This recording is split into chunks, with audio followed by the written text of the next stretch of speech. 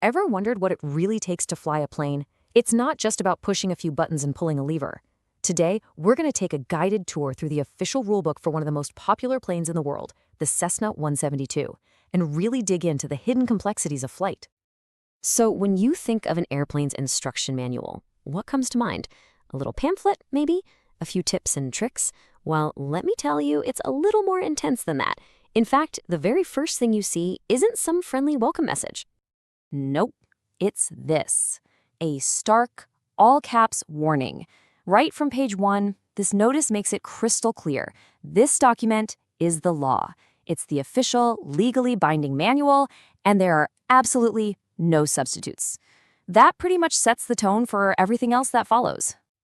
And that's because the Pilot's Operating Handbook, or POH as pilots call it, isn't just a friendly guide. It's a core legal document that has to be inside the airplane at all times. It dictates exactly how that specific plane has to be operated. Here's a way to think about it. Picture the owner's manual for your car. Got it? Okay, now combine that with a legal contract that you've signed with both the government and the manufacturer. And then, for good measure, throw in a super detailed engineering spec sheet. All of that, rolled into one book, that's what a POH is to a pilot. All right, so we get it. It's a serious document. But what kind of stuff is actually in it? Let's start with performance. You know how every car has those big, impressive headline numbers? Well, for a plane, one of the first questions is pretty obvious. How fast can this thing go? And the handbook gives us a nice, clean answer. The Cessna 172R can cruise at 122 knots. By the way, that's about 140 miles per hour for those of us on the ground. Looks simple enough, right? A nice, clean number. Well, as you're about to see, in aviation, a simple number is never the whole story. Yeah, that clean 122 knots, it's not really a guarantee. It's more of a variable. This performance chart shows that you only hit that speed under a very specific set of conditions. You've got to be at exactly 8,000 feet, at a standard temperature, running the engine at precisely 2,400 RPM, all while burning 9.2 gallons of fuel per hour. Change just one of those things, and that top speed, it's gone. And that's really the key takeaway here. A pilot isn't just flying. They are constantly managing this massive live equation with dozens of variables. Every single decision is a calculation that's based on the hard data right here in this book. So what does all this look like from the pilot's seat?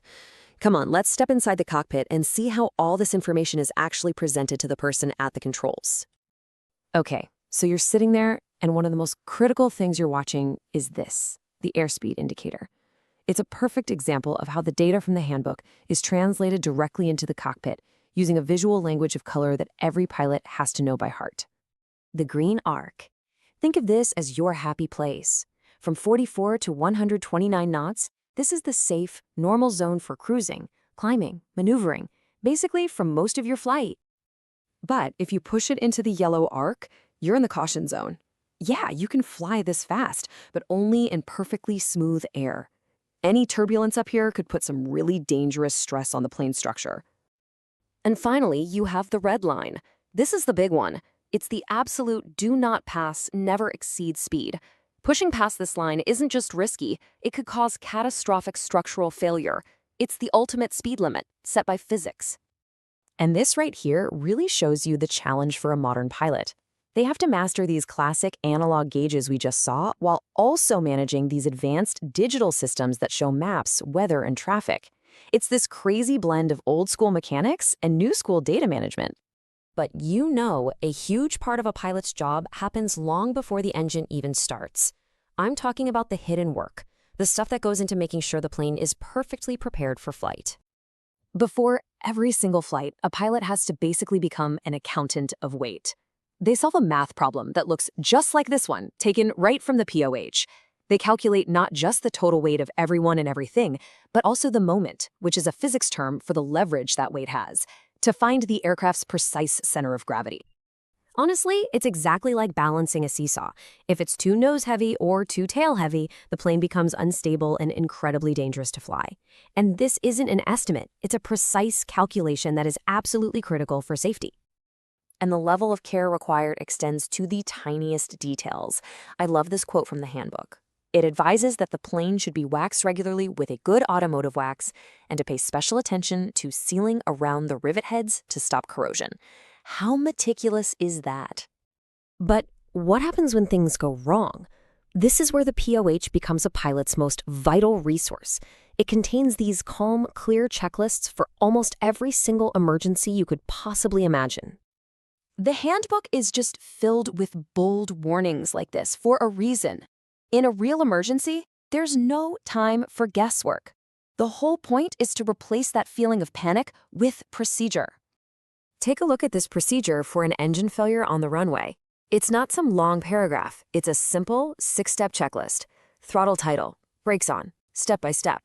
Pilots drill these checklists over and over again so that if the worst happens, their response is automatic, just precise muscle memory.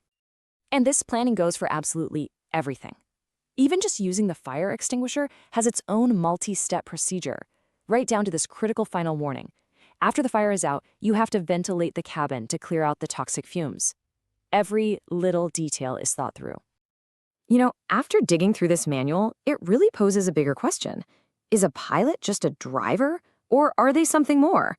This book shows us that the entire philosophy of aviation isn't about reacting to problems, it's about anticipating and mitigating every conceivable risk through rigorous, documented procedure. It's a complete shift in mindset, from driver to a manager of risk, and it definitely changes how you look at the person in the cockpit.